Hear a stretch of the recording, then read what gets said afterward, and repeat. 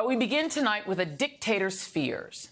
The body of Alexei Navalny is still being held hostage by the Russian penal system because even in death, Vladimir Putin is afraid of him. Members of Navalny's team have said that Russian authorities claim the cause of Navalny's death is still unknown, and they have refused to release his body for the next 2 weeks as a preliminary inquest continues. Navalny's mother has been standing outside the penal colony pleading directly to Putin for the return of her son's remains. Shortly after her appeal, police announced a new criminal case against Alexei Navalny's younger brother, Oleg. On Monday, Navalny's widow, Yulia, created a Twitter account and accused Putin of a cover-up.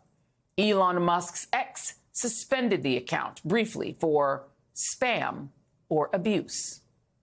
And you should know that holding a body hostage isn't new for Vladimir Putin.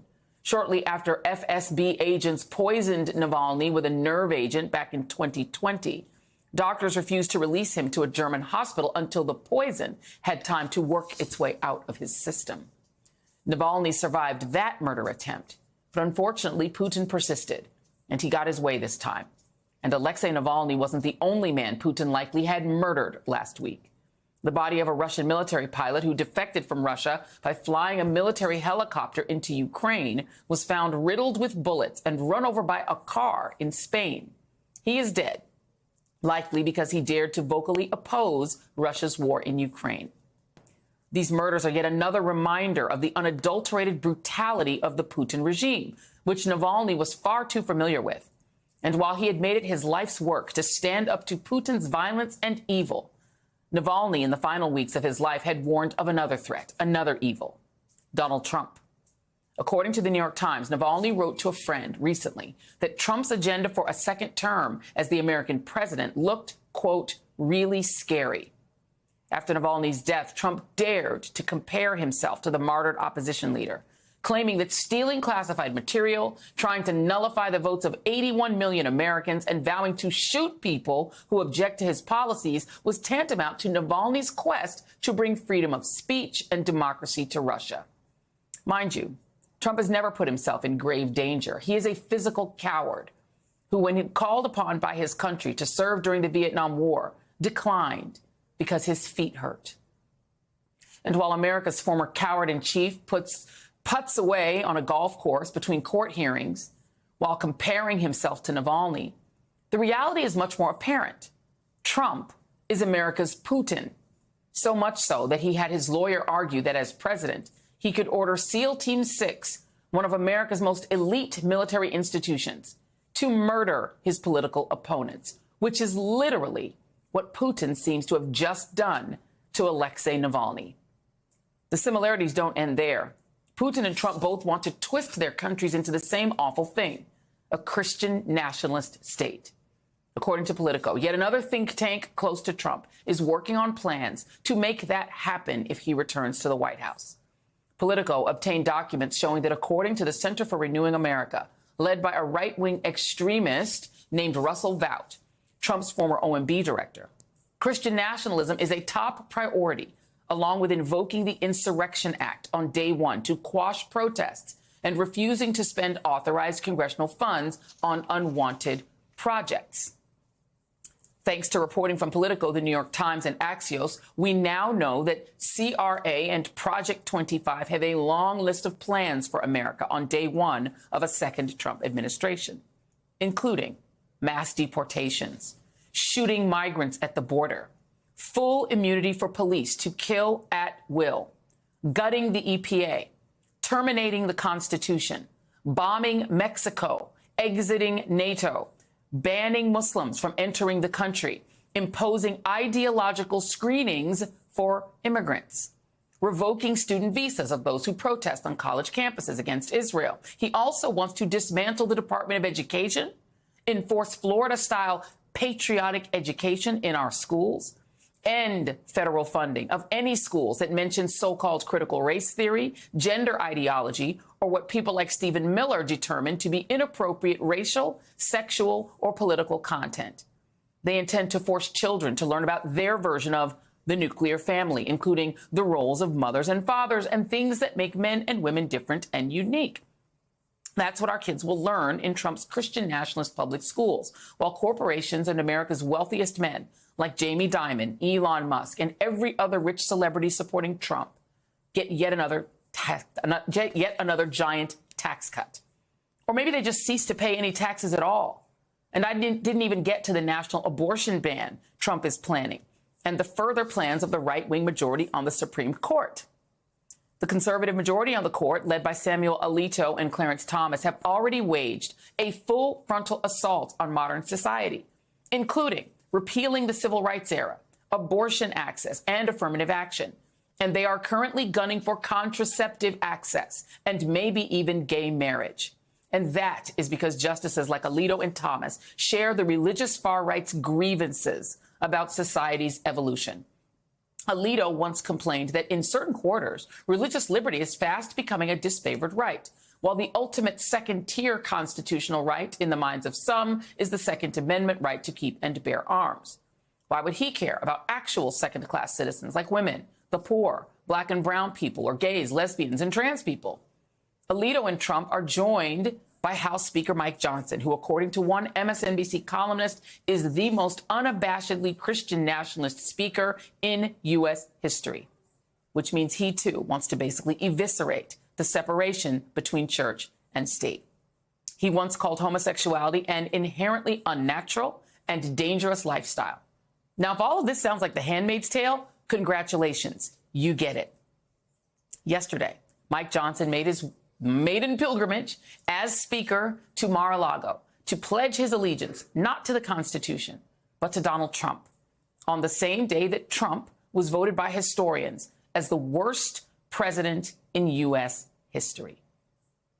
Joining me now is Eugene Robinson, Washington Post columnist and MSNBC political analyst, and Stephen Levitsky, professor of government at Harvard University and co-author of How Democracies Die. His latest book is Tyranny of the Minority. Thank you both for being here. Eugene, I do want to start with you. You have been an international reporter. You have reported on other countries, including autocracies. How close do you feel ours is coming to those? Ours, too close for comfort, to tell you the truth, Joy.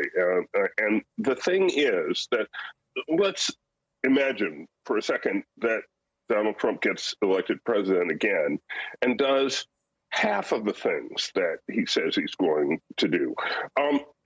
Once, 4 years, we'll survive the 4 years somehow. We'll fight tooth and nail everything bad that he's trying to do. But in the end, when you lose these norms, when you lose that basic principle of the separation of church and state, for example, when you lose respect for the independent justice system, it's very hard to get those things back. And I watched countries in South America that had undergone years of autocracy trying to get their democratic norms back. And it's really difficult.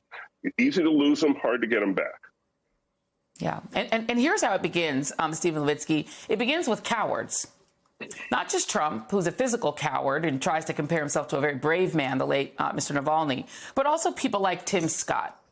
Because Tim Scott is vowing to say that it wouldn't be 4 years, that if he were somehow made vice president, which he's desperate to be, he would do what Mike Pence would not. Here is Tim Scott. I'm not going to answer hypothetical questions, number one. And you voted to certify the election results in the Senate in the first Republican debate last year. Did. You said Vice President Pence, quote, absolutely did the right thing. That's still your view, though, yes? I have not changed my view. Here's the question. You're asking a hypothetical question that you know can never happen again. They're all Tim Scott, Stephen. All of the Republicans elected right now in Congress, House, and Senate, they would all concede and allow Donald Trump to stay in office. How would they ever get him to leave? Because they wouldn't even try, clearly. This is what keeps me up at night, Joy. A single leader, even somebody like Donald Trump, cannot kill democracy on his own. He needs accomplices. And it's mainstream politicians who serve as those accomplices. The fact that the Republican Party leadership, all of it at this point, has made it abundantly clear that they will condone, they will tolerate, they will accept, they will go along with virtually all of Trump's authoritarian shenanigans which is very different from the Republican Party even a decade ago. All of the critics, even the few people who stood up to Donald Trump during his first term have been run out of the Republican Party. And so now the entire party is saying that it is willing to back Trump, even if he's convicted of having tried to overturn an election. This is it's not just Trump. The entire Republican Party has turned away from democracy. If it makes you feel any better, I have already put evac on alert. He's ready to go if it comes to that. General, I assure you. Hey, Chapo, let me into the war room to see you, so I had to hack my way onto this frequency. This better be critical, Willie. Sir, come on, when is it not, please? Okay, couple of things. I wanted low on the dough. I was thinking about taking a couple of months sick leave, maybe starting today. And, oh yeah, I intercepted a transmission from Megatron. Then send it through. Yes, sir, right away, sir. And so I was so dang weird going on the other stuff. This is your last warning, insects. Relinquish what remains of the Allspark. So who's the insect? You? What? Who's the insect? Protect you. They were defeated on our world, and we will defeat them here. The Megatron. This was just a diversion. Security, please bring up.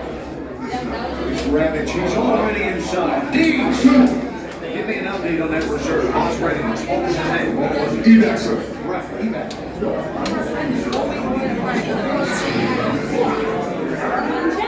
She's right in front.